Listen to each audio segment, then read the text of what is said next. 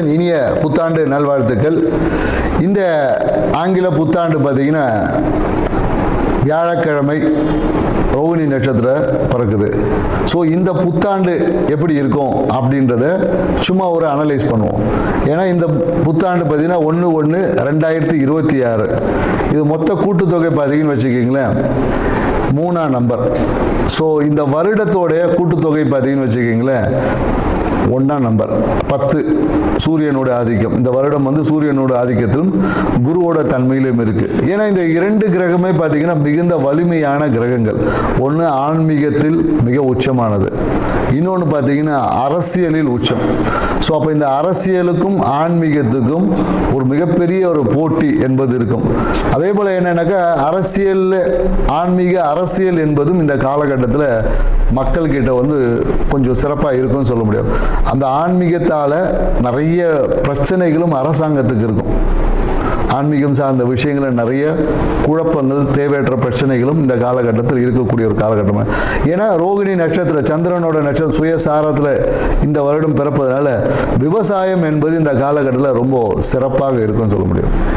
விவசாயம் மிக சிறப்பாக இருக்கும். குறிப்பாக என்னன்னாக்கா குழந்தைகளோட நலனை பேணி காப்பதற்காக இல்லை குழந்தைகளோட வெல்ஃபேருக்காக புதிய சட்டங்கள் எல்லாமே வரும். இந்த காலகட்டத்தில் என்னன்னாக்கா அரசாங்கத்தில் பார்த்தீங்கன்னா அதுவும் என்ன மத்திய மாநில அரசாங்கம் இரண்டும் ஒன்று இணைந்து குழந்தைகளுடைய மேம்பாட்டுக்காக ஏதாவது ஸ்கீம்ஸ் குழந்தைகள் ஏற்கனவே ஜெயலலிதா அம்மா பீரியடில் தொட்டில் குழந்தை திட்டம் மாதிரி இந்த காலகட்டத்தில் குழந்தைகள் எதிர்கால நலன் பாதுகாப்புக்காக சில சட்டங்களை உருவாக்கக்கூடிய வாய்ப்புகள் இருக்கு. ஏன்னா காஸ்மெட்டிக் திங்ஸ்ல ஏதாவது ஒரு பிரச்சனைகளை சந்திச்சு காஸ்மெட்டிக் திங்ஸ்க்கு ஒரு ரெகுலேட்டர் ஆக்ட் ஏதாவது வரும்.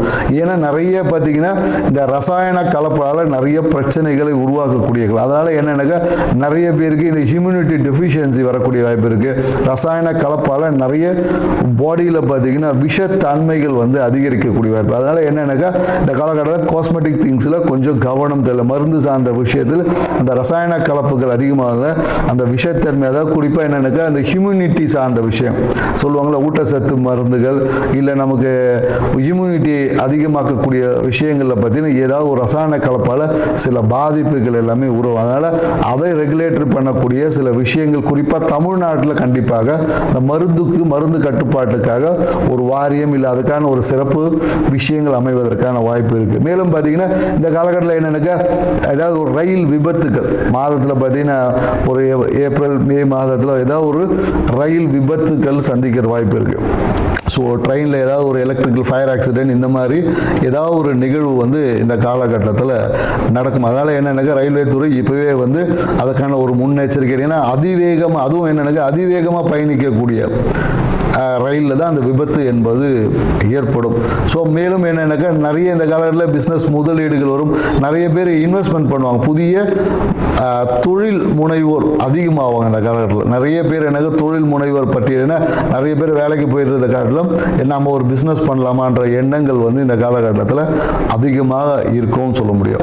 தங்கம் வந்து விலை வந்து குறையவே குறையாது, விலை வந்து ஏறிக்கிட்டே தான். ஏன்னா தங்கத்தின் விலை ஏறுமுகமாக தான் இருக்கும். ஸோ அது கிரகங்களை காட்டிலும் என்னன்னாக்கா அது வந்து கமாடிட்டிக்குள்ளே போனதில் தங்கம் விலை ஏற்றம் தான் இருக்கும். ஸோ அதனால் தங்கத்தின் மேலே மக்களுக்கு ஈர்ப்பும் அதிகமாக தான் இருக்கும். ரியல் எஸ்டேட் துறை வந்து கொஞ்சம் நல்லா இருக்கும். ரியல் எஸ்டேட் துறையில் வந்து மத்திய மாநில அரசுகளுமே அதில் இருக்கக்கூடிய அந்த ரெஸ்ட்ரிக்ஷன்ஸை வந்து கொஞ்சம் குறைத்து இந்த கட்டுமான துறை ரியல் எஸ்டேட் துறையில் வந்து ஒரு வளர்ச்சியான ஒரு பாதை என்பது இருக்கும். டெக்னாலஜி வளர வளர அதை அழிக்கக்கூடிய ஆற்றல், அதனால் பிரச்சனைகளை மக்கள் சந்திக்கக்கூடிய விஷயமும் இருக்கும். பிரச்சனையும் இருக்குது டெக்னாலஜியில் பார்த்தீங்கன்னா நிறைய. ஏன்னா இப்போவே பார்த்தீங்கன்னா டெக்னாலஜியில் வந்து ஆதார் கார்டை கொடுத்தா ஆட்டையை போட்டுறாங்களே, அது மாதிரி வந்து வளர்ச்சியும் ஒரு சைடு இருக்கும். அதில் இருக்கக்கூடிய பிரச்சனைகளை கையாளுவதில் அரசாங்கம் வந்து ரொம்ப திணறும். ஸோ அதனால் ஏன்னா நிறைய இந்த ஏடிஎம் கார்டு ஹேக்கிங் இந்த மாதிரியான நிறைய இந்த ஃப்ராடு திங்ஸ் வந்து இன்னும் வளர்ச்சி அடையும். அதை கட்டுப்படுத்துவதற்கு அரசாங்கம் நிறைய ரெகுலேட்டரி போட்டாலும் ஆனால் அந்த விஷயங்களை கட்டுப்படுத்த முடியாமல் அரசு சார்ந்த துறை வந்து ஏதாவது ஒரு சுணக்கமான விஷயம் கண்டிப்பாக இருக்கும்.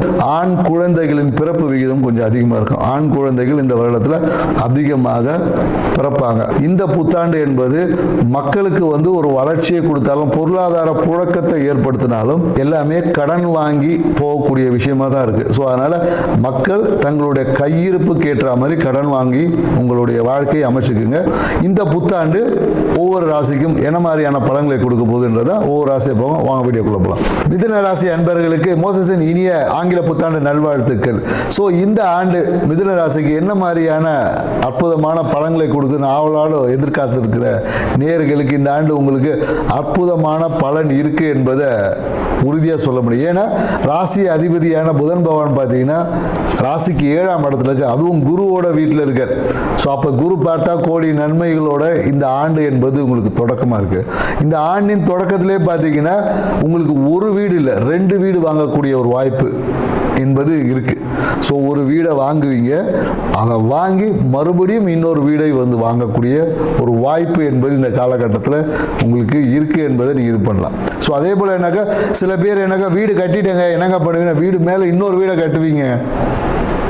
அவ்வளோதான். இந்த வருஷம் என்னன்னாக்கா உங்களுக்கு அபரிவிதமான, அதுவும் என்னன்னாக்கா கலைத்துறையில் இருக்கக்கூடிய மிதுன ராசிக்காரங்களாக தான் வச்சுக்க இந்த காலகட்டங்கள் புதிய பட வாய்ப்புகள் வரும். அரசியலில் இருக்கீங்களா, கண்டிப்பாக நீங்கள் அரசியலில் ஒரு ஜொலிக்க போகிறீங்க.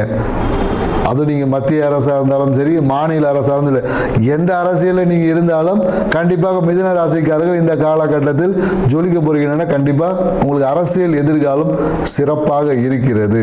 அதே போல் நிறைய வந்து பெரிய தலைவர்கள் இல்லைன்னா உயர் அதிகாரிகள் இவங்களுடைய நட்பு வந்து உங்களுக்கு ஏற்பட போகுது. இந்த காலகட்டத்தில் வந்து கண்டிப்பாக மிதுன ராசிக்காரங்களை சுற்றி ஒரு பெரிய தலைவர்களுடைய நட்பு இல்லை அரசியல் தொடர்பு, பெருந்தலைவர் சொல்லுவாங்க இல்லையா, ஸோ அரசியலே மிக உச்சத்தில் பெரிய தலைவர்களோட அந்த உறவு என்பது இந்த காலகட்டத்தில் வலுப்பெறும். ஸோ உங்கள் பேரில் எல்லாமே வந்து ஒரு நல்ல அபிப்பிராயம் ஏற்படும். அது நிறைய பேர் என்னன்னாக்கா இந்த காலகட்டத்தில் என்ன பண்ணுவாங்கன்னா ஒரு வாழ்க்கை துணை பேரில் புதிய தொழில் தொடங்கக்கூடிய வாய்ப்பு எல்லாமே இருக்கு. வீடை என்ன பண்ணுவாங்க பொதுவாக என்னன்னாக்கா மிதுன ராசிக்காரங்க அவங்க பேரில் வாங்க மாட்டாங்க, உடனே என்ன பண்ண என் மனைவி பேரில் வாங்கலாம் அப்படின்ற ஒரு எண்ணம் எல்லாமே இந்த காலகட்டத்தில் ஏற்படும். ஏன்னா நம்ம பேரில் வாங்கினா ஏதாவது ஆகிடும். ஏன்னா மிதுன ராசி காற்று ராசியாக இருக்கிறதுனால எப்பொழுதும் ஒரு குழப்பத்திலே இருக்கும். என் பேரில் வாங்குறதா இவங்க பேரில் வாங்குறதா அவங்க பேரில் வாங்குறதான்னு சொல்லிட்டு. நீங்கள் உங்கள் பேரில் வாங்கினாலும் சிறப்பாக தான் இருக்க போகுது, உங்கள் மனைவி பேரில் வாங்கினாலும் சிறப்பாக தான் இருக்க போகுது. அதே போல் எனக்கு மிதுன ராசிக்காரர் இந்த காலகட்டத்தில் அவங்க வாழ்க்கை துணை பேரில் பார்த்தீங்கன்னா இல்லை கணவனா மனைவி இல்லை நண்பர்களோட சேர்ந்து புதிய தொழில் தொடங்கக்கூடிய வாய்ப்புகளும் உண்டு.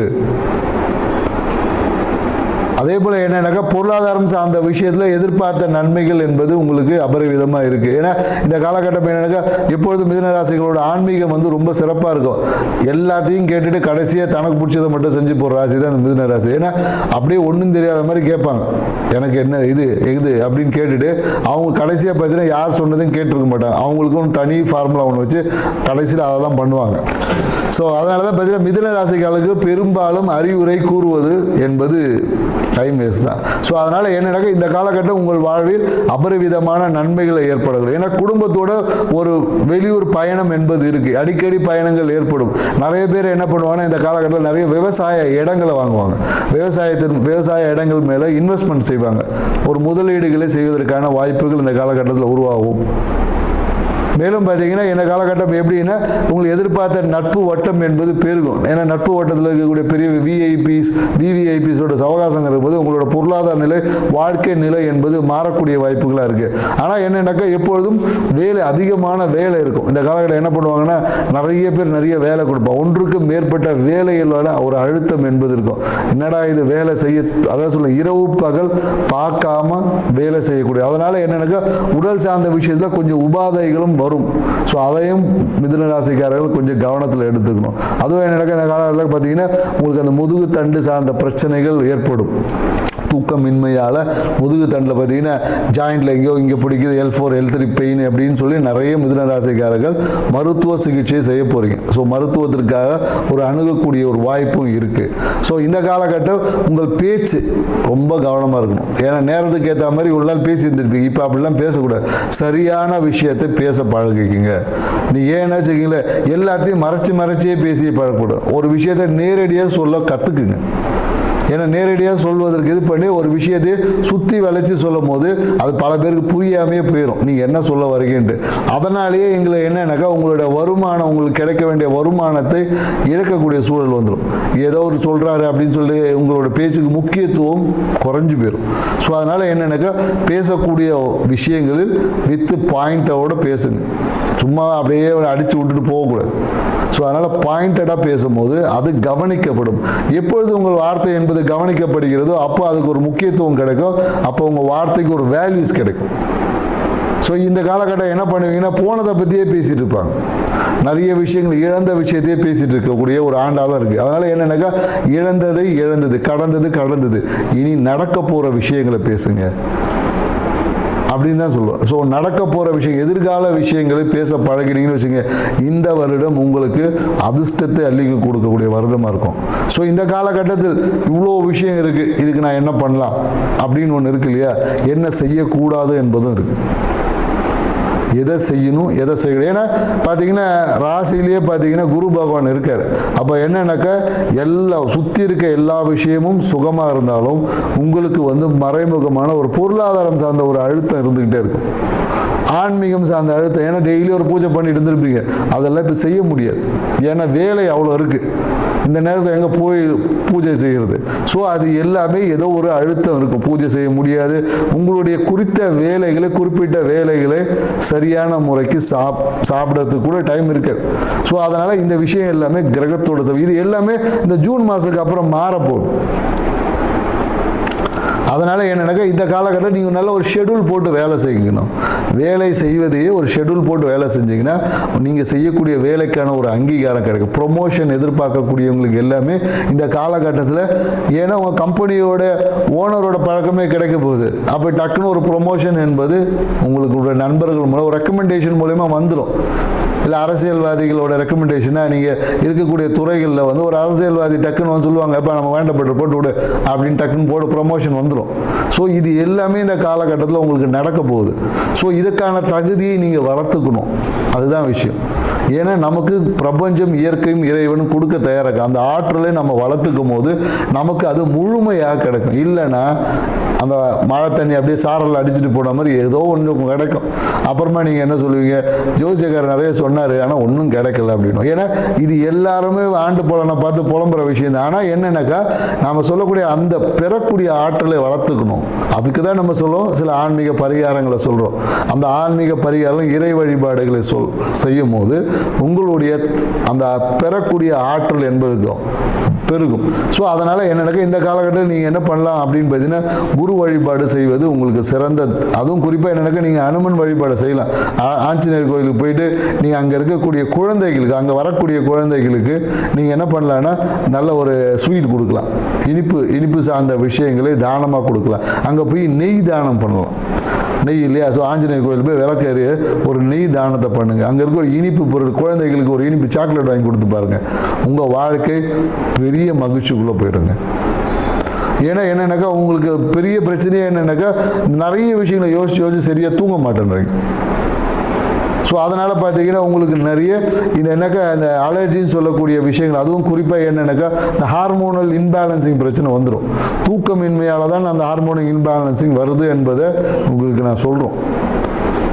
ஸோ அதனால் என்னன்னாக்கா இந்த அழகு சாதனம், ஏன்னா எப்போதும் உங்கள் மனம் எப்படின்னாக்கா மனசு என்ன ரொம்ப கவர்ச்சியை விரும்பும்.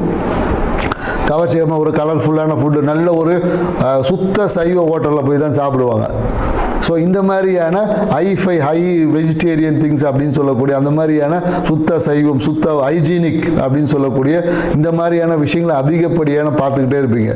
அதனாலேயே என்னன்னாக்கா ரொம்ப ஹைஜீனிக்காக பார்க்கும்போது என்னன்னாக்கா யார் ஹைஜீனிக்காக பார்ப்பாங்கன்னா யாரோட உடம்புல நோய் எதிர்ப்பு தன்மை குறைகிறதோ அவங்க தான் ரொம்ப ஹைஜீனிக் உணவுகளை விரும்பி சாப்பிடுவாங்க.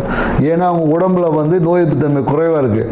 அப்போ ஏதாவது ஒரு ஃபுட்டை சாப்பிட்டேன்னா அவங்களுக்கு பிரச்சனை உருவாயிடும். இவங்க உடனே என்ன சொல்லுவாங்கன்னா எனக்கு அந்த ஹோட்டலில் சாப்பிட்டா செட் ஆகாது அப்படின்னு சொல்லுவாங்க. ஆனால் உண்மையாகவே என்னன்னாக்கா உங்கள் உடம்பில் நோய் எதிர்ப்பு தன்மை குறைவாக உள்ளது என்பதை புரிஞ்சுக்கணும். ஸோ இதுக்கு தான் நம்ம சொல்லுவோம். அப்போ நோய் எதிர்ப்பு தன்மையை நீங்கள் அதிகரிக்கணும். அப்போ நோய் எதிர்ப்பு தன்மையை அதிகரிக்கணும்னு யாரை வழிபடலாம்? இருக்கவே இருக்க நம்ம முருகர் வழிபாட கையில் எடுங்க. ஸோ சுப்பிரமணியர் வழிபாடை செஞ்சு பாருங்கள். உங்கள் வாழ்க்கை இந்த ஆண்டு அதிர்ஷ்ட நிறந்தாக மாறும். செஞ்சு பாருங்கள். நன்றி, வணக்கம்.